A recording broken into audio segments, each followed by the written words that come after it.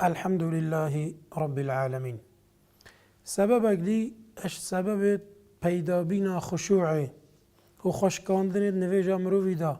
ده هزار مروی سر نویج مروی بود سبب هفته او وقتی مروف نویجد که طایبت وقتی مروف فاتحت خوینت مروف بزاند خود تعالی بر سوا مروی دد و مروی الگل خودت آخوت. امام مسلم روایت که پیغمبر خدا علیه الصلاة والسلام بما فت گوید که رب العالمین یا گوید حدیث قدسی دا وقتی عبدت بجد الحمد لله رب العالمین خودت بجد عبد من سپاسی من کر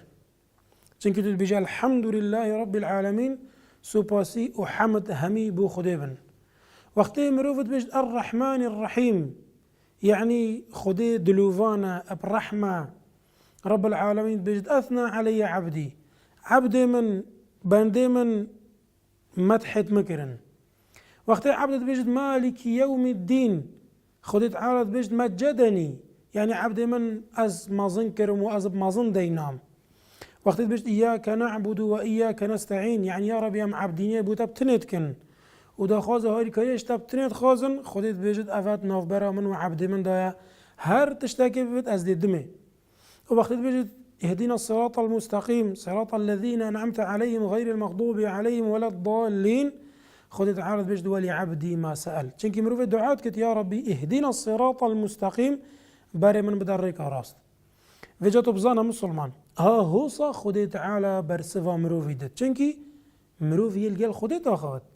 اجبرهند وقت تو نویجد کی بلا حضرت سر نویجات بد تو بزانی که تو چت بیجی تو الگل خودت آخوی خودت جوابت دد لوات حدیثه که داتی امام حاکم روایت کت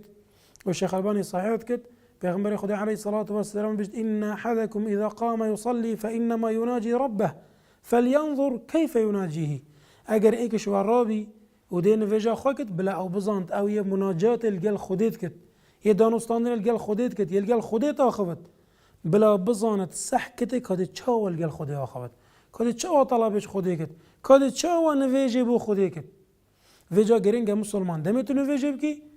تو بزانی تو دانستان الجل خديت کی تو بزانی خدي دی بر صفات تدد والجل تتاخوت ان شاء الله دا حضرت السر نویجاتا بت و خشوع بوتا بتر ات نویجاتا دا چه بت والحمد لله رب العالمين.